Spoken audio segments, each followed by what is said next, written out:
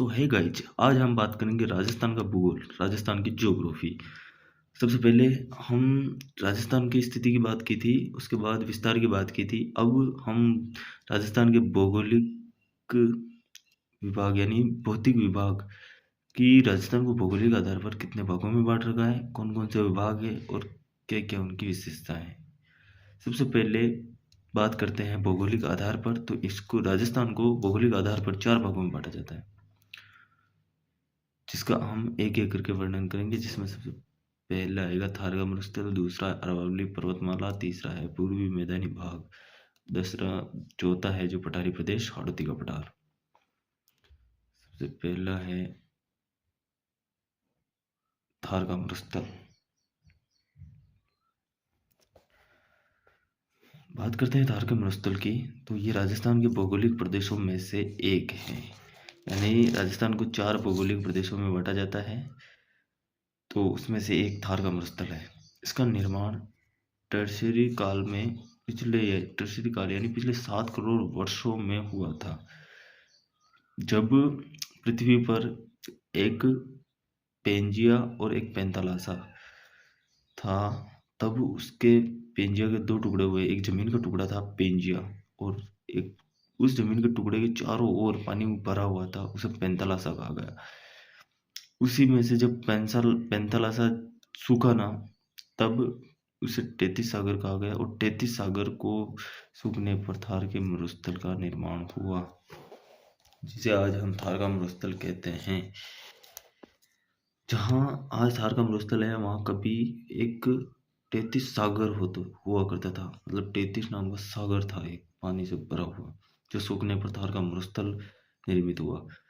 इसका विस्तार अरावली के पश्चिम में जैसलमेर, फलोदी, बालोतरा, बाड़मेर, जालौर, पाली, जोधपुर, नागौर, डिडवाना, कुचामन, बीकानेर, हनुमानगढ़, गंगानगर, चूरू, सीकर, झुंझुनू तथा सिरोही का पश्चिमी भाग इसमें शामिल है। इसकी औसत ऊंचाई लगभग 300 मीटर है तथा इसका ढाल दक्षिणी पश्चिम की ओर है। इर्ग, हमदा और रेग। इर्ग जो रेत के मरुस्थल है उसे इर्ग कहते हैं। मतलब रेत, जहाँ रेत पाई जाती है उसी मरुस्थल 3 प्रकार 4 प्रकार से होता है, क्योंकि कहीं कठोर जमीन है, कहीं कंकड़ पत्थर या पथरीला मरुस्थल है, और कहीं रेतीला है। तो जहाँ रेतीला है उसे इर्ग कहेंगे, जहाँ चट्टानी मरुस्थल है उसे हमदा, और जहाँ पथरीला है वहाँ पर रेग। अलग अलग नाम से मरुस्थल को पुकारा जाता है। ये भी मरुस्थल के भाग है। बात करते हैं मरुस्थल, तो मरुस्थल को 41.5% बालू का स्तूप मुक्त प्रदेश में आता है। यानी यहाँ पर बालू का स्तूप नहीं, यानी रेत के टीले नहीं पाए जाते। बाकी 58.5% भाग बालू का स्तूप में आता है, जहाँ पर बालू का स्तूप पाए जाते हैं, और वह निम्न प्रकार से होते हैं। बात करते हैं बालू का स्तूप की, तो सबसे पहला बालू का स्तूप आता है अनुदैर्ध्य या रैखिक स्तूप, जैसलमेर, रामगढ़, जोधपुर, बाड़मेर में पाए जाने वाले, जो कि हवा के समानांतर चलते हैं, मेढा, लूनी और जवाई नदियों के पारों पर दिखाई देते हैं। अनुप्रस्थ स्तूप हवा की दिशा के समकोण पाए जाते हैं, जो कि अर्धचंद्राकार या हेयरपिन जैसे होते हैं। इसके 2 भाग होते हैं, इसे हम 2 भागों में बुलाते हैं। पहला है बरखान और दूसरा पैराबोलिक बरखान। अनुप्रस्थ स्तूप का ही एक भाग है बरखान, जो कि अर्धचंद्राकार आकृति के स्तूप को बरखान कहा जाता है। दूसरा है पैराबोलिक, यह है लेडीज हेयरपिन की तरह आकृति के होते हैं। ये संपूर्ण मरुस्थलीय क्षेत्र में पाए जाते हैं। हेयरपिन वाले जो आकृति के बालू का स्तूप होते हैं वो संपूर्ण मरुस्थलीय क्षेत्र में, जहाँ पर स्तूप वाली मरुस्थल है वहाँ पर संपूर्ण में पाए जाते हैं। तारानुमा बालू का स्तूप चारों ओर से हवा के दबाव से बनने वाला तारा की आकृति के स्तूप को तारानुमा स्तूप कहते हैं, जो कि चारों ओर से दबाव पड़ने पर तारे जैसी आकृति का बालू का स्तूप रेत का टीला बनता है, उसे तारानुमा स्तूप कहते हैं। ये मोहनगढ़ जैसलमेर में और सूरतगढ़ गंगानगर में यहाँ पर पाए जाते हैं। फिर अगले बालू के स्तूप की बात करें, नेबका झाड़ियों में रेत के जमाव से निर्मित जो टीले होते हैं उन्हें नेबका कहा जाता है। लुटेन, झीलों के किनारों पर चंद्राकार आकृति के जो टीले होते हैं उन्हें लुटेन। और दोहरे जो स्थानांतरित हवा के झोंके से रेत के जो दोहरे बनते आगे से आके उसे दरियन कहा जाता है। इसकी ट्रिक है ये वाली, जो मेरे हिसाब से सही है, मेरे को यही बचपन से यही याद है। हेयरपिन जैसी आकृति के बालू का स्तूप कुछ इस प्रकार से बनते हैं और अर्धचंद्राकार जो कि इस प्रकार से और तारानुमा ऐसे। अब हम इसके विस्तार की बात करें तो विस्तार लगभग राजस्थान के कुल 61.10% है। इसका विस्तार राजस्थान के कुल क्षेत्रफल से इसका क्षेत्रफल जो है इसका ये भाग घेरता है 61.10%, लगभग 61% भाग ये घेरता है राजस्थान का क्षेत्रफल में। यहाँ सबसे ज़्यादा आबादी रहती है, मतलब राजस्थान की जितनी आबादी है उसकी 40% आबादी मरुस्थलीय प्रदेश में रहती है और इस भूभाग में रहती है। सबसे ज़्यादा भूभाग इस आबादी इस भूभाग में ही रहती है। यहाँ की स्थलाकृतियाँ थली या डांड रेत के स्तूपों के बीच गतिनुमा पर जाते हैं, उसे डांड कहा जाता है। सर या मरहो या तली, तो मरुस्थली में निचली भूमि को तली या सर कहा जाता है, जहाँ वर्षा जल की एकत्रित होकर उस जल से बनी झीलों को टाट या रण कहते हैं और ये इनमें स्थायी होती है। यानी जब टीले बन जाते हैं और बीच में जो जगह रह जाती है उसे गतिनुमा जो जगह रह जाती है उसे डांड या थली कहते हैं। और मरुस्थल में निचली भूमि जो थली कहा जाता है उसे वर्षा जल एकत्रित अस्थायी झीलें बन जाती है वहाँ पर। बालसन चारों ओर, बालसन किसे कहते हैं तो चारों ओर पहाड़ियों से घिरा हुआ जो पथरीला मरुस्थल है, पहाड़ियों से घिरा हुआ हो उसे बालसन कहते हैं।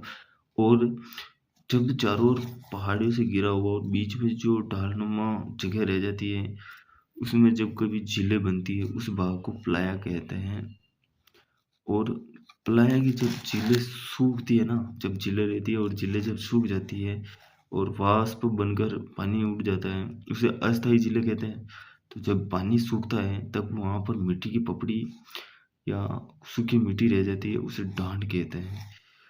और यहाँ की जलवायु बात करें तो राजस्थान में बिल्कुल पश्चिम की ओर यहाँ जैसलमेर वाले इलाके में 0 से 25% तथा अरावली के पश्चिम में यानी अरावली की ओर बढ़ते हुए 25 से 50 सेंटीमीटर तक वर्षा होती है और तापमान यहाँ पर लगभग 50 डिग्री तक रहता है।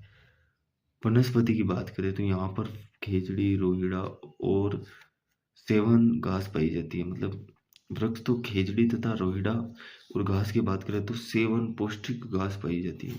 यहाँ पर वन्य जीवों में चिंकारा, ब्लैक बग और काला हिरण तथा संकटग्रस्त ग्रेट इंडियन बर्ड्स शामिल है। अब हम बात करते हैं ये मैंने हाथों से बनाया दोस्तों, कोई गलती हुई हो तो माफ जरूर करें। सो है गाइस, बात करते हैं अरावली पर्वतमाला की। तो सबसे पुरानी पर्वतमाला है जिसकी तुलना अमेरिका प्लेशियन पर्वत से की जाती है। प्री कैम्ब्रियन युग से यानी कि इस काल की चट्टानें अरावली पर्वतमाला में मौजूद है। तो अरावली पर्वतमाला को इस युग से बताया जाता है, यानी प्री कैम्ब्रियन युग से माना जाता है। इसका विस्तार गुजरात, पालनपुर, खेड़ब्रह्मा से रायसीना हिल्स, दिल्ली तक 652 किलोमीटर है। औसत ऊंचाई इसकी 930 मीटर है। इसे राजस्थान की जीवन रेखा कहा जाता है क्योंकि खनिजों से युक्त मरुस्थल विस्तार को रोकना और वनस्पति वन्यजीव की शरण स्थली है, इसीलिए इसे राजस्थान की जीवन रेखा भी कहा जाता है। और ये मानसून को रोककर राजस्थान में वर्षा का कारण बनती है। बात करते हैं अरावली को, तो 3 भागों में बांटा जाता है, जिससे सबसे पहले उत्तरी अरावली, फिर मध्य और फिर दक्षिणी अरावली।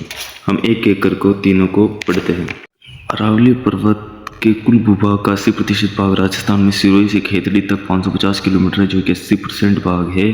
अरावली पर पथरीली मिट्टी पाई जाती है, यानी पर्वतीय मिट्टी पाई जाती है, तथा खनिजों का भंडार है। सबसे पहले बात करते हैं अरावली की चोटियों।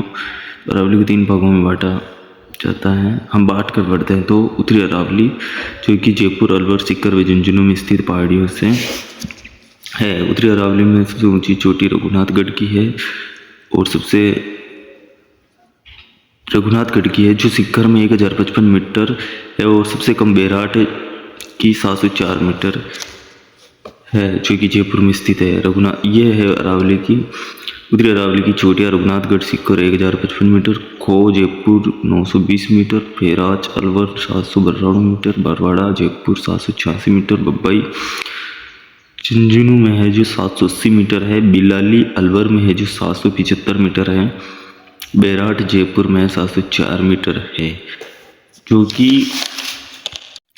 ये उत्तरी अरावली की पहाड़ियाँ, ये चोटियाँ हैं जो कि क्वेश्चन पेपर में यहीं से क्वेश्चन बनते हैं। जो खास है उनको मैंने उनके नोट बनाए हैं। बात करें मध्य अरावली की तो मध्य अरावली जो है पर्वतमाला अजमेर, ब्यावर, केकड़ी के क्षेत्र में आती है। मध्य अरावली इसमें जयपुर से अजमेर का भाग आता है, वहाँ की पहाड़ियाँ आती है। मध्य अरावली की पहाड़ियाँ टोडगढ़, गोरमजी, माराई, यानी कि ये एक ही पहाड़ी जिसके 3 नाम है, टाटगढ़ या गोरमजी या माराई। तो सबसे ज़्यादा जो RSSB या कहीं से भी क्वेश्चन आता है तो टाटगढ़ के बारे में आता है। गोरमजी के बारे में तो ना के बराबर आता है, मतलब बहुत कम आज तक देखने को मिला है। टाटगढ़ या गोरमजी जो पहाड़ी है, चोटी है, ये अजमेर में स्थित है और 934 मीटर ऊंचाई है। मतलब मध्य अरावली की सबसे ऊंची चोटी टाटगढ़ है। दूसरी आती है तारागढ़ जो अजमेर में स्थित है, 873 मीटर इसकी ऊंचाई है। नाग पहाड़ भी अजमेर में है जिसकी ऊंचाई 795 मीटर है। लेकिन सबसे ज़्यादा क्वेश्चन तारागढ़ के बारे में पूछा जाता है जो कि 873 मीटर है। यहाँ पर 3 ही पहाड़ियाँ खास है, लेकिन चौथी जो बात करें हम तो यहाँ पर दर्रे जो कि ज़्यादा खास है क्वेश्चन में, क्योंकि एग्जामिनर दर्रों के बारे में ज़्यादातर यहाँ के मध्य अरावली में, अगर चोटी की बात करें तो तारागढ़ के बारे में ज़्यादा पूछेगा और दर्रों की बात करें तो दर्रे ज़्यादा पूछेगा। दर्रे को यहाँ स्थानीय भाषा में नाड़ा या घाट के नाम से जाना जाता है जो अजमेर, ब्यावर क्षेत्रों में है। बरदर्रा ब्यावर जिले में स्थित दर्रा है जो मारवाड़ा को मारवाड़ से जोड़ता है। परवेरिया दर्रा अजमेर की ब्यावर तहसील तथा अजमेर को मसूदा से जोड़ता है। परवेरिया दर्रा शिवपुरा घाट ब्यावर और राष्ट्रीय मार्ग 48 के मध्य अजमेर ब्यावर के मध्य है। सूरी घाट ये ब्यावर श्रेणी का दर्रा है। मेरवाड़ा की पहाड़ियाँ अजमेर में स्थित ये पहाड़ियाँ मारवाड़ के मैदान को मेवाड़ के उच्च पठार से अलग करती हैं। यहाँ पर खनिज धात्विक खनिज पाए जाते हैं जो सीसा जस्ता। अजमेर के कार्य क्षेत्र में लोहा पाया जाता है जो कि पूर्व बनेड़ा बेल्ट में अजमेर के हिस्से में मिलता है। यहाँ पर पथरील पत्थर पाए जाते हैं, ग्रेनाइट व तांबड़ा के। केकड़ी स्वाड़ अजमेर में लाल रंग का गार्नेट उच्च वैरायटी में मिलता है। ग्रेनाइट संगमरमर ब्यावर अजमेर ग्रेनाइट व चूना पत्थर में मिलता है। ये इसके अधात्विक खनिज हैं। अब बात करते हैं दक्षिण अरावली की, जो कि सिरोही, उदयपुर, सलूम्बर, राजसमंद जिलों में है। लेकिन यहाँ से सबसे ज़्यादा क्वेश्चन आंसर बनते हैं। यहाँ से एग्जामिनर सबसे ज़्यादा प्रश्न पूछता है कि यहाँ पर जो दक्षिणी अरावली है चौड़ी भी है और यहाँ पर सबसे ऊंची चोटियाँ भी है। यहाँ की प्रमुख चोटियाँ हैं जो सबसे ऊंची है गुरु शिखर जो सिरोही में 1722 मीटर है। शेरगढ़ है जो सिरोही में है 1597 मीटर है। देवाड़ा है जो सिरोही में 1442 मीटर। जरगा उदयपुर में है 1431 मीटर। अचलगढ़ सिरोही में है 1380 मीटर। आबू सिरोही में है जो 1295 मीटर। कुंभलगढ़ है राजसमंद में 1224 मीटर। धोनिया राजसमंद में 1183 मीटर। ऋषिकेश सिरोही में है जो 1017 मीटर। कमलनाथ उदयपुर में 1001 मीटर। सज्जनगढ़ उदयपुर में 938 मीटर। सायरा उदयपुर में 900 मीटर। लीलागढ़ उदयपुर में है 874 मीटर। नागपानी उदयपुर में 867 मीटर। गोगुंदा उदयपुर में 840 मीटर। अगर आपको चोटियाँ याद करनी है तो ट्रिक से याद नहीं होगी, आप अपने हिसाब से इसको एक पेज पर मैप बनाकर दक्षिण अरावलियों को उनकी जिलों पर अपने हिसाब से चोटियाँ बनाइए, उनको साई उनकी ऊंचाई पे उन कहाँ पर स्थित है, कौन से ज़िले में, और उस चोटी का क्या नाम है, उस मैप में लिख कर याद करें, आपको अच्छी तरह से याद होगा। मैप में इनको लिख कर ही याद कर सकते हैं तो ज़्यादा खास रहेगा और याद भी रहेगी कौन सी चोटी कौन से स्थान पर है। अरावली में पठारी प्रदेश जो दक्षिणी भाग में है, बोराट का पठार कुंभलगढ़ राजसमंद से गुगुंदा राजसमंद तक है, लसाड़िया का पठार सलूम्बर जयसमंद झील के पूर्व में है, भोमट का पठार उदयपुर डूंगरपुर सिरोही में स्थित है, आबू का पठार सिरोही में 1200 मीटर ऊंचा पठार है, और सबसे ऊंचा पठार उड़िया का पठार है जो सिरोही जिले में राज्य का 1360 मीटर यानी सबसे ऊंचा पठार है। मेसा का पठार जो चित्तौड़गढ़ का किला स्थित है वो मेसा का पठार पे स्थित है। गिरवा उदयपुर में त्रिस्तुनवा बेसिन भाकर सिरोही जिले में स्थित उबड़ खाबड़ पठार है। दशहरो जो जरगा व रागा पहाड़ियों के मध्य स्थित है। नीचे का इस नदियाँ लिख रखी है, लेकिन नदियों व झीलों के बारे में मैं अलग से वीडियो बनाऊंगा। दक्षिणी अरावली के दर्रे। दक्षिणी अरावली में राजसमंद कमलीघाट दिवेर चिलवा यानी राजसमंद में स्थित है। कमलीघाट दिवेर चिलवा इधर। ये पाली में देसूरी सोमेश्वर नाल स्थित है। उदयपुर में फुलवारी की नाल केवड़ा नाल स्थित है। आबूखंड के पश्चिम में जालोर जसवंतपुरा में ग्रेनाइट रायलोइड चट्टानों से निर्मित पहाड़ियाँ हैं। डोरा पर्वत की बात करें 869 मीटर है। इसराना भाकर 839, रोजा भाकर 730 मीटर है। और इसके इम्पोर्टेंट नोट्स जो हैं, सबसे पुरानी अरावली पर्वतमाला है ये, जिसकी तुलना प्री कैम्ब्रियन युग से मानी जाती है क्योंकि इस युग की चट्टानें अरावली पर्वतमाला में मौजूद है, तो अरावली पर्वतमाला को इस युग से संबंधित बताया जाता है। इसका विस्तार गुजरात पालनपुर खेड़ ब्रह्मा से रायसीना हिल्स दिल्ली तक 692 किलोमीटर है। 692 किलोमीटर में से 550 किलोमीटर भाग अरावली का राजस्थान में है, जो कि 80% भाग है, जो सिरोही से खेतड़ी तक विस्तृत है। इसकी औसत ऊंचाई 930 मीटर है। इसे राजस्थान की जीवन रेखा कहा जाता है। इसका कारण है क्योंकि ये खनिजों से युक्त है, मरुस्थल के विस्तार को पूर्वी में बढ़ने से रोकती है। वन्य जीव व वनस्पतियों की शरण स्थली अरावली पर्वतमाला है। मानसून को रोककर राजस्थान में वर्षा करवाती है। अब आते हैं अरावली पर्वतमाला की जो मैपिंग पे, कैसे इनको बनाएं पहाड़ियाँ और कैसे याद करें इनकी चोटियों को। दक्षिणी अरावली की चोटियाँ तो उनकी ऊंचाई, ये रही उत्तरी अरावली की चोटियाँ। इसके पहले मैंने थार के मरुस्थल के बारे में जानकारी दी है तथा अरावली की दक्षिणी चोटियों के बारे में भी बताया है। थार के मरुस्थल का संपूर्ण भाग के नोट्स मैंने एक वीडियो में अपलोड कर दिए हैं। ये अरावली का पूरा जो क्वेश्चन यहाँ से बनते हैं, जो मैंने यहाँ पर नोट्स बनाकर वीडियो बनाकर डाल दिया है। अब आगे मैं पूर्वी मैदानी भाग का वीडियो बनाऊंगा। इसमें क्या क्या गलतियाँ या आपको वीडियो में जो चीज़ समझ में नहीं आई वो मुझे कमेंट करके ज़रूर बताना। ये अरावली की चोटियाँ शिखर में रघुनाथगढ़ चोटी जो 1055 मीटर है, बबाई झुंझुनू में स्थित है 780 मीटर है। ये अलवर की 2 चोटियाँ हैं, जयपुर की चोटियाँ आते हैं मध्य में, तो मध्य अरावली की 3 चोटियाँ अजमेर में हैं, नागपहाड़ तारागढ़ और गोरमजी। दक्षिण अरावली में आते हैं तो ये उदयपुर की चोटियाँ हैं, ये राजसमंद की चोटियाँ, ऋषिकेश धोनिया जो चोटी है, और कुंभलगढ़ जो राजसमंद में स्थित है 1224 मीटर। ये सिरोही की चोटियाँ हैं। तो मैंने याद करने के लिए इनको अलग अलग भागों में मेरे हिसाब से बनाया ताकि मुझे याद रह सके। आप अपने हिसाब से बना सकते हैं इन चोटियों को। और चोटियों की जो उत्तरी अरावली या मध्य अरावली, दक्षिण अरावली, सभी चोटियाँ मैं इसी वीडियो में डाल रहा हूँ। पूर्वी मैदानी भाग जो कि नदियों द्वारा कटा हुआ भूभाग है और जहाँ पर जलोढ़ मिट्टी पाई जाती है। पूर्वी मैदानी भाग में डींग, बीहड़ व चंबल बेसिन, माही, बाणगंगा, बनास बेसिन सभी के बारे में जानकारी इस वीडियो में फुल जानकारी देंगे, जो कि एग्ज़ाम में पूछी जाती है। सबसे पहले बात करते हैं बेसिन की। बेसिन नदियों द्वारा कटकर बना हुआ मैदान, जो नदियों के साथ आई जलोढ़ मिट्टी से बना मैदान बेसिन कहलाता है। पूर्वी मैदान भाग यानी बेसिन जो है नदियों द्वारा कटकर यानी नदियों के साथ साथ कटकर वहाँ पर जो मैदान बन जाता है उसे बेसिन कहा जाता है, और उसी से चंबल बेसिन, माही बेसिन।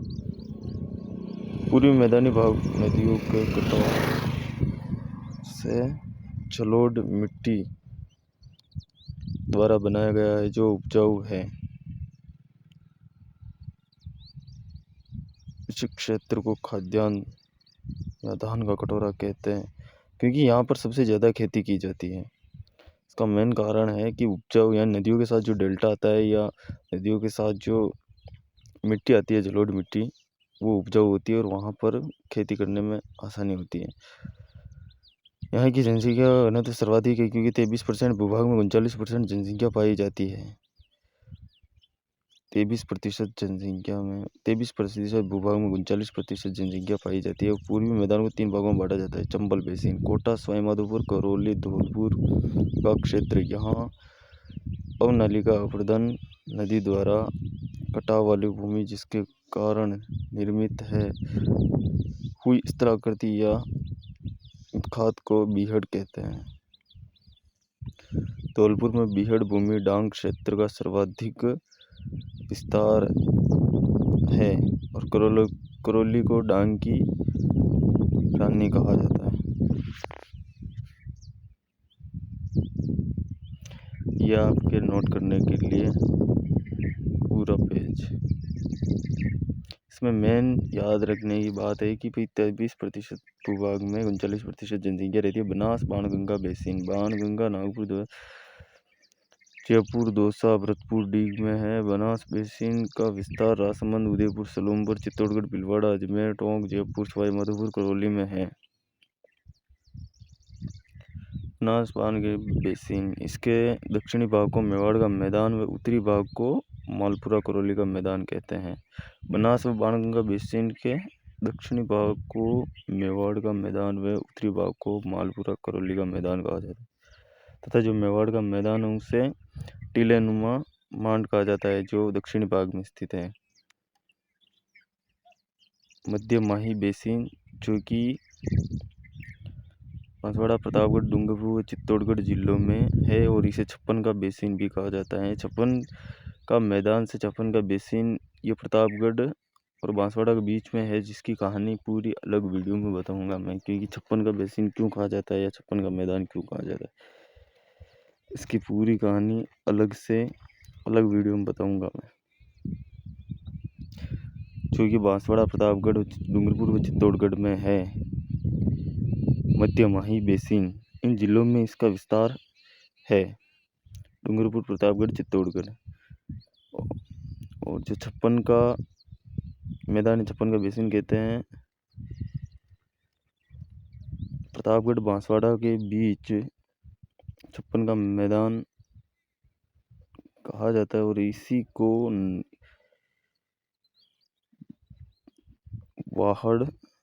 वागड़ के नाम से जाना जाता है।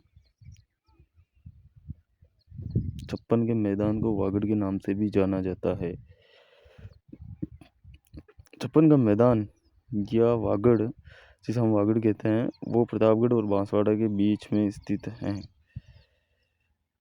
पूर्वी मैदान, जो पूर्वी मैदानी भाग में नदियों के द्वारा जलोढ़ मिट्टी के कारण यहाँ की भूमि उपजाऊ है, इसीलिए यहाँ खेती अच्छी होती है, जिसके कारण यहाँ जनसंख्या घनत्व भी अधिक है, और इसी के कारण इसे धान का या खाद्यान्न का कटोरा भी कहते हैं। अच्छी उपजाऊ मिट्टी के कारण यहाँ पर कम भूमि में ज़्यादा जनसंख्या पाई जाती है, तो इस कारण से पर अच्छी खेती होती है, जिस कारण से इसे खाद्यान्न का कटोरा भी कहा जाता है। पूर्वी मैदान बेसिन, जो चंबल बेसिन है वो कहाँ कहाँ तक विस्तृत है, तो कोटा, सवाई माधोपुर, करौली, धौलपुर का क्षेत्र, जो कि अवनालिका आवर्धन, जो नदी के कटाव द्वारा जिसके कारण निर्मित हुई स्थलाकृति को खात स्थलाकृति या बीहड़ कहते हैं। बीड़ अलग है और बीहड़ अलग है। बीड़ क्षेत्र जो है वो अलग है और बीहड़ जो है वो बिल्कुल अलग क्षेत्र है। बीहड़ जो नदियों द्वारा कटी गई भूमि को बीहड़ कहते हैं, जबकि बीड़ एक मैदान है, घास जिसे कहते हैं मैदान, घास का मैदान है जो बढ़िया उपजाऊ मैदानी भाग है, उससे बीड़ कहते हैं या बीड़ा कहते हैं। बनास, बाणगंगा, जयपुर, दौसा, भरतपुर व डीग में है। मध्यवर्ती बेसिन 56, जो कि बांसवाड़ा, प्रतापगढ़, डूंगरपुर, चित्तौड़गढ़ जिले में विस्तृत है।